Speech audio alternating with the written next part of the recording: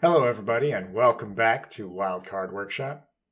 Today we're going to be continuing on with our Virtual Sentry System tutorial as we have been for the last few videos. This time we're going to be setting up the basic outline of our structures. I don't mean the class relationships, but I mean the actual physical structures. I have put together a few temporary hull meshes that we can use for them. I'm not going to show you how I made them. They're overly simplistic. They're just to kind of get general shape. But what I will do is I will show you the export settings, taking them from Blender to UE4. Now, some of you may know that the development team uses Maya primarily for their models, but Maya is not free. So, not only for the sake of my own mods, but for the sake of anyone who's watching these tutorials, I wanted to use a program that is freely available. That would be Blender. There are also tons of tutorials on how to use it. So we're not going to cover its actual use and, making models and making textures and things like that. But I will cover the transition from Blender to UE4. I will cover the actual creation of materials when we get to that point. But for right now, we are just working on the general outline of these structures. I will include a starter file for Blender, though, that I use that has a lot of the preemptive settings that help make it a lot easier for scaling and importing from Blender to UE4. Otherwise, you end up with really itty-bitty tiny models if you just go with the default Blender settings. It's not fun to work with. So I'll be giving you that. So what we're covering today is snap points. We're going to be setting up the snap points for these structures. We're going to set the static meshes. We're also going to set some of the structure settings. Just sort of the ones that we know we're going to want for this initial phase here so that we can actually start testing and working with things going forward. I did not make temporary meshes for the crystals yet. That'll be a little bit further down the road. But for right now, we are going to have the virtualization station platform, the pedestals, the tower foundation, and the tower segments. As you'll see, they are very simple. That's fine. Block it out now. Get the general shape of the mod. Then go in and start refining things. And that brings us to another subject. Since we're working on a very polished, or what I hope will become a very polished project, that means that eventually, once we've gotten through sort of blocking out the general features and functionality of this mod, we're going to hit a point of iteration. Now, during this point of iteration, there's probably going to be a lot of little value changes here and there. Primarily, what I'm going to be focusing on during that is debugging and resolution of issues. So, those videos are going to have a lot of me going over that information and telling you where I made changes, but I'm not going to necessarily explain every change. I'll just let you know where they were, and then you can go in and see what changed and what impact that had on the product at that phase in development. So without any further ado, let's go ahead and hop over to the dev kit. Actually, no, we're not going to hop over to the dev kit first. We are going to hop over to Blender first, and I'm going to show you how to transition from Blender to UE4. All right, so here we are in Blender.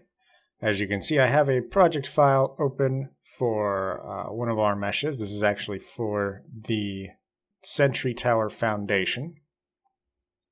Now, the reason I'm showing this really quick is just to kind of give sort of an overview. I have a project file, just sort of an empty one that I'll include. Basically, it has settings in it. In particular, the seam properties are set to metric 0.01. The 3D view is set to clipping for 500 so that it can so that we can actually see what we're working with on the scale that we are. So generally, whenever I'm working with anything that's going to be going into UE4, I just use this project file as the base. Now, there's one other thing in here. if you aren't familiar with it, UE4 does support specifying your collision geometry in the FBX. The way you do this in Blender is you will have a separate piece of geometry. If I hide the one that we're using, for instance, right now, this is the one that we're using. Currently, we have a duplicate mesh here, and this basically acts as the collision geometry. Normally, you might want to optimize this a little bit better, but for right now, we're just trying to get a general shape. When this actually gets imported into UE4, it'll actually take out all of these inset pieces, and it'll sort of become one more simplified set of geometry in the same shape. You'll kind of see the effect of that once we hop over. But the way to make this is you basically just have another set of geometry and then you name it UCX underscore and then the name of the geometry that it is collision for. And then when it gets imported, UE4 will recognize that UCX mesh and say, oh, this is the collision. Awesome. So now for export from Blender to UE4. Okay. First thing, you'll notice there's pretty much just the geometry in here. Everything else is stuff that you can't actually remove. Come over here to File, Export FBX. And then you'll find your directory. Make sure this is FBX 7.4 binary. And then come down here to Mesh. And then you just hit Export FBX. Now, the other part of this is that there is a concept in 3D modeling referred to as handedness. And what this is if you look down here in the bottom left, you see this, the axes here? Well, there's two different ways that these axes are actually displayed. And what they're referred to is right-handed and left-handed settings. And the way that this works is that they aren't actually the same. If we were to open up UE4, actually I can do that right now. And we go over to one of our pieces of geometry here. And we open it up. What you'll notice is you see it goes Z up. Okay, remember that where it shows the line is the positive values on the Cartesian coordinates. So this is Z positive, Z negative down, X positive this way, X negative that way, Y positive this way, Y negative that way. But if we go back to Blender, the X and the Y are flipped. And I'm sure at first thought, some people are like, oh, well, you know, it's the same. You're just looking at it from the other angle. But remember, this is the positive coordinates. So when we translate this from Blender to UE4, these coordinates actually don't match up the same. Now, what this actually means in practice is that you just have to actually rotate your model by 90 degrees on the Z-axis. So you would do that. You'd put in 90. And then you'd hit Control-A to bring up this apply menu, and then you'd hit rotation. And then what that does is it would apply the rotation to the actual mesh. I didn't have one selected, so it was kind of a pointless exercise there. And it's already facing the right way that I want anyways. But basically the way this will work is anything that you want to be facing you when you're trying to place it, make sure that it's looking like the forward vector of that model is on the negative X axis of the Cartesian right here. Okay. If you do that, you won't have to apply any rotation changes. But in any case, that's for the Blender side of things. If we wanted to import a model really quick, we will do that just as sort of an example. So you go to the folder. You go import, you just find the mesh that you're trying to import, hit open. You can ignore these, we'll just hit import, and voila. And that's all you need to do. And as you can see, we have collision right here. That's the wireframe that you can see right there. And as you can see, it's simplified based on the geometry that was put in because it can't handle these parts that go in like that. Geometry, collision geometry is expensive to do oh god, I always mix up concave and convex, but it's always more expensive to do collision with these inset areas. So generally, simplified collision will not have them. The easiest way to handle this, if you do need to do that, is to actually like bring down this top face to be level with the surface there, and then just do some boxes around the outside to specify some smaller, simple geometry. But that's an issue we'll take care of down the road. For right now, we just need something simple to put in. On to the work. So first things first, we've got a virtualization station. We've got the meshes imported. Pretty much all of our work was in the actual BPs. So what I'm going to do is I'm going to open up all of these. And you'll notice our augment and defense have basically identical geometry. That will change in the future. We also have not created any destruction meshes yet. Again, that will change in the future. I'm thinking we might do something a little bit more high quality than just it breaking apart if I can manage it. But to start, we are going to look at the VSS platform. Now, if you remember correctly, I mentioned this before. An easy way to see what has been changed in a blueprint if you're looking through any of the standard game assets is to come up here to the right, find this little eye icon right here, and click Show Only Modified Properties. And this makes it really easy to point out everything that I've touched on for this file. So we've set our static mesh. We've set a spawn emitter. This is more just placeholder to remind me later on to make a more polished one that's specific to ours. We can use the existing tech placement emitters as a blueprint to sort of build our own off of. Structure settings class. This one is going to be broken by plasma, so I've given it the same structure settings as a lot of the tech structures. We did the consumes primal items before. Snap points. All right, so this is kind of a big subject.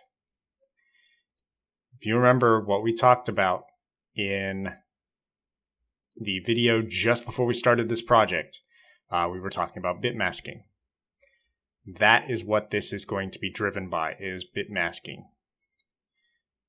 So let's go ahead and we'll open one of these up as an example. So I've given it a snap point description. This is just sort of a name description, pedestal 1. I've given it an offset, a location on the mesh for which the snap point is going to be.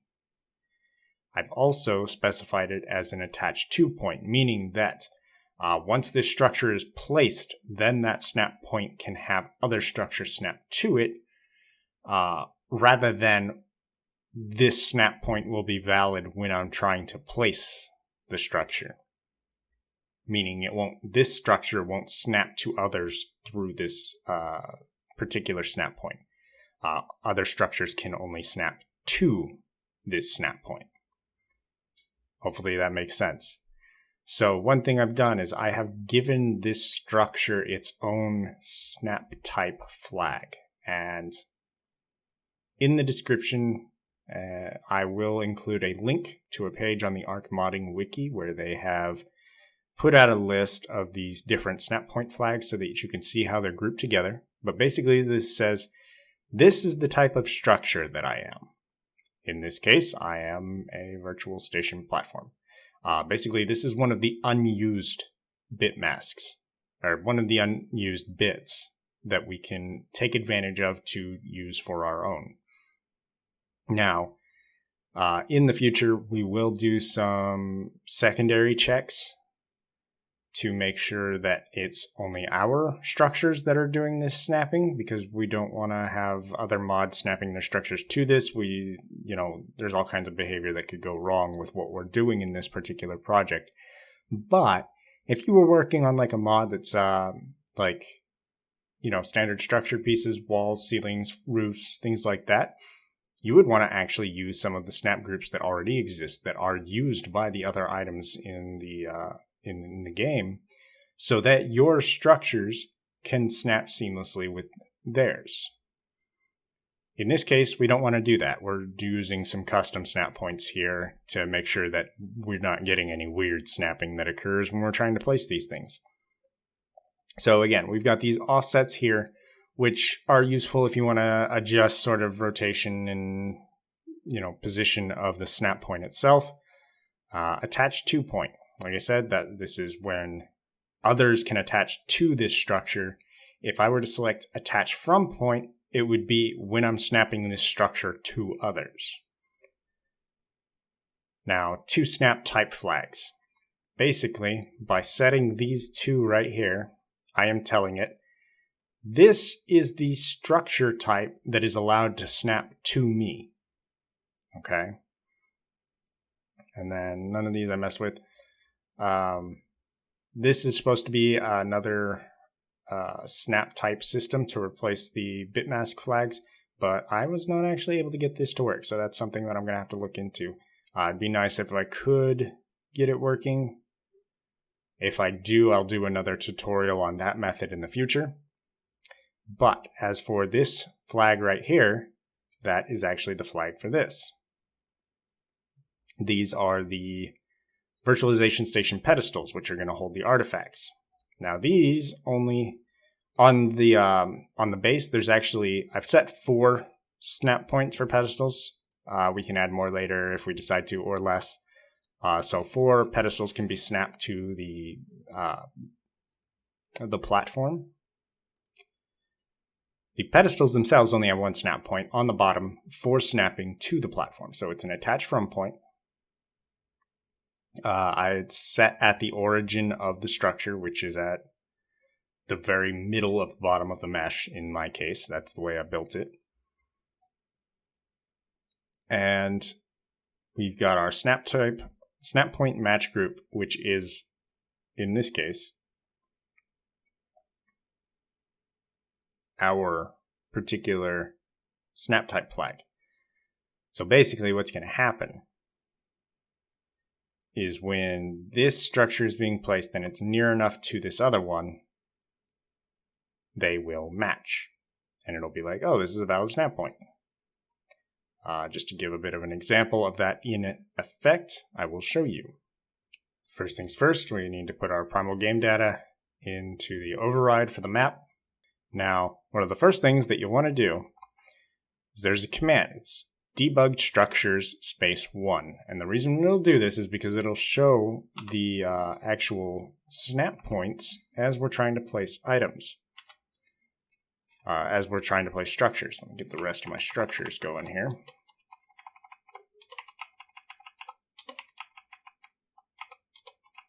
Now these don't have any images, so they're all going to kind of show up in inventory in the same way. Again, that's something to set up in the future. But this is our platform. Now, as you can see, there's some collision settings for encroachment. And you can see the 4 snap points there.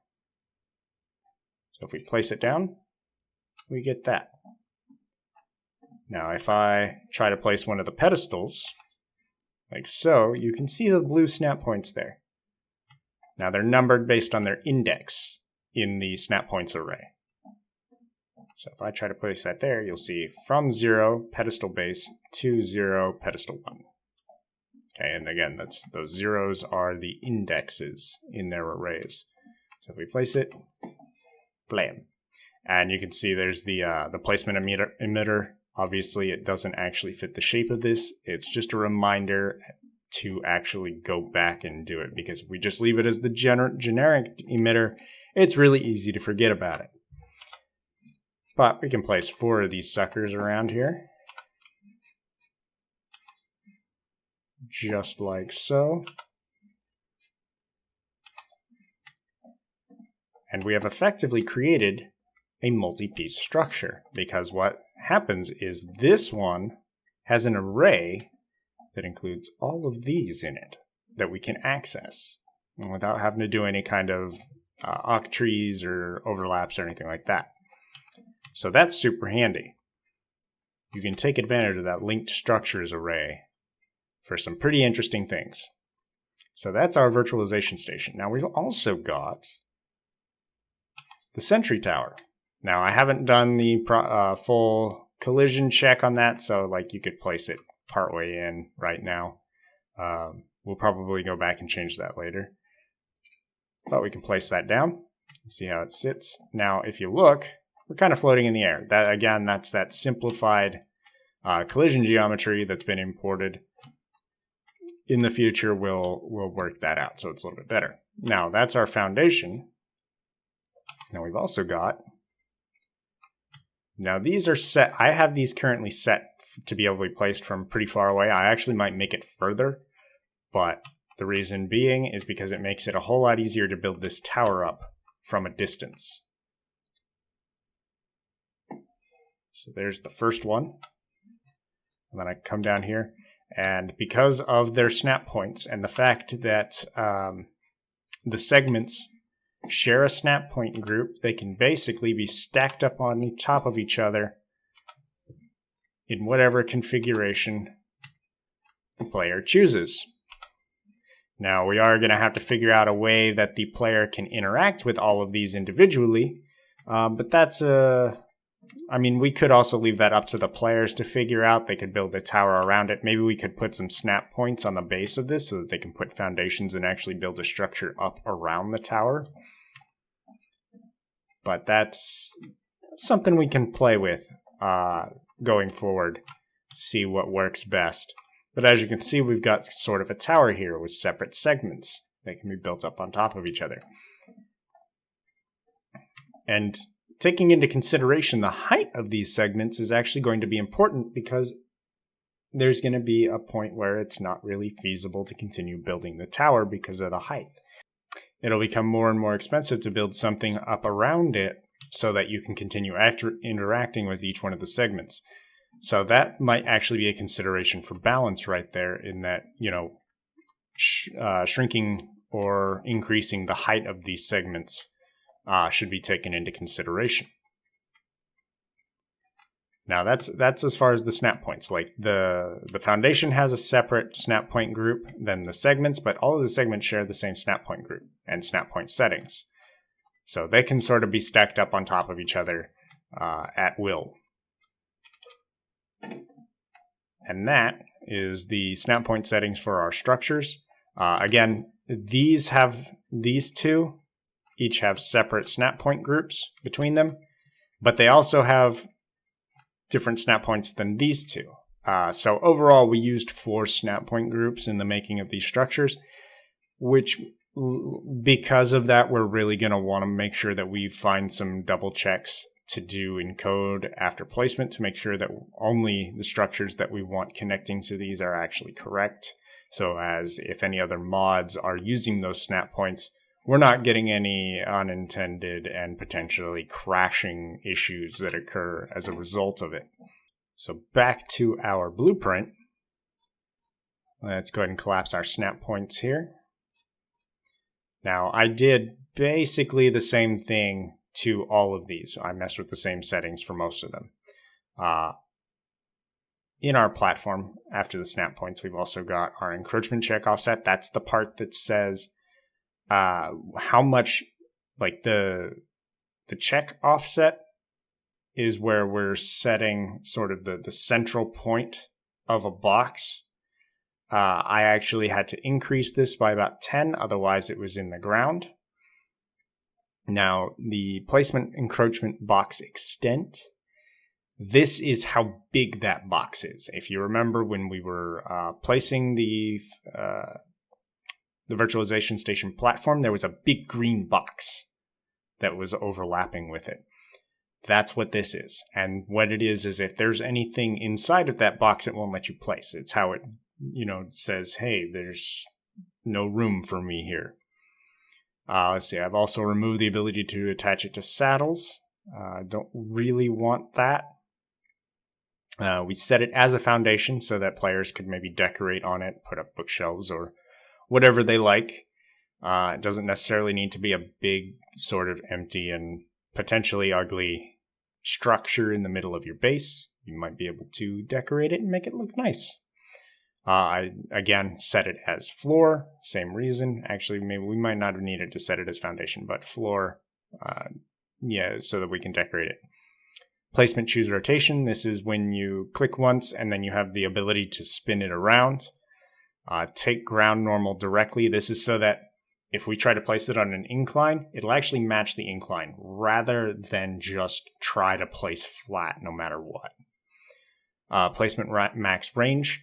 I had to override this quite massively because the structure itself is quite large. So this allowed it to be placed further away, because if the player is in the encroachment box, you won't be able to actually place it. So you have to extend the range in some cases so that it can be placed from further away and allow the player to actually be able to place it. Prevent attached to saddle. Same deal, kind of going along with this one. Then I set the damage effects, basically the physics material, which is metal. Hurt effects, which just impact metal. Death sound for tech. And then the descriptive name, which is what shows when you look at the structure. In this case, virtualization station. And I set these settings for pretty much all of them. Some of them are slightly different. For instance, in the pedestals, these require snapping, for instance.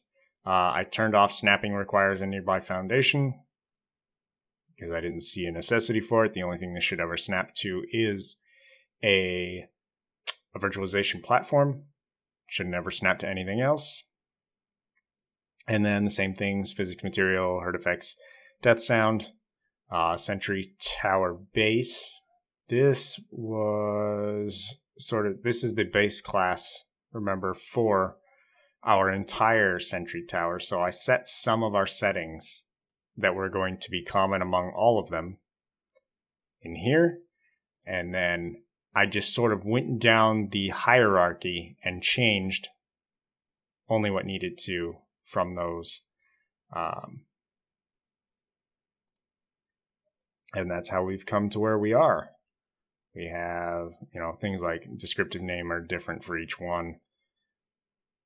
We got our generic tower, requires snapping. Oh, right. This is the Sentry Tower Foundation, not Sentry Tower Base. Sentry Tower Base, I did not change any of the settings in that because it's more or less going to be a functionality center. But I set stuff similar to how I set them for the virtualization station as the Sentry Tower Foundation. And then the Sentry Tower segments are a bit similar to the pedestals. The best way to check and see what I have changed is to go into all of these structure blueprints right here, the primal structures, and just go up here to the little eye visibility settings and set show only modified properties. That'll show you what I changed in each one. And I did that for all of the structures. Again, we did not do it for the virtual crystals because those are going to be a little bit different. We may not actually do structures. I'm still deciding with that. I have a feeling we probably will. We'll see. A little bit of more experimentation is needed on there before I decide. But this is, we as you saw from our little test here, we have structures that we can place. They can be learned. If I go into my engrams, they're all right there. I can learn them. I can craft them for, I think it's like 1 wood. That'll be something to change later on once we know how we need to balance it as far as its costs go. But we have something that we can start playing around with, that we can start putting some functionality in and experimenting with it. It doesn't have any materials. It doesn't look pretty, but it's something that we can start toying with and start putting functionality into. And that is extremely important because you need to be able to block something out quick and then refine afterwards. Refinement, polish, that is going to be probably the biggest amount of time eaten in a project. So we need to get the general working structure of the mod done first, and then we can start making it look good and feel good. So there you have it. We've got sort of a general structure working now. You can kind of see how it's going to start fitting together. We've got our platform. It's going to have the pedestals on it. The pedestals are going to allow you to put artifacts in there that we can use for the virtualization process of creatures, or we can crack them open to get some augments. The tower is going to be a multi-piece structure that you players can build up in whatever configuration they want. We might add more tower segments in the future. I'm not going to worry about it right now. Start with 2, just to kind of get that multi-type system in place. Again, if you would like to check out the project files that I've already made, I'll post a link to the commit down below or above, depending on where you're watching this video. I will also include a link to the listing of the bitmasks for structure groups so that you can use those and experiment with them if you like. So until next time, happy modding!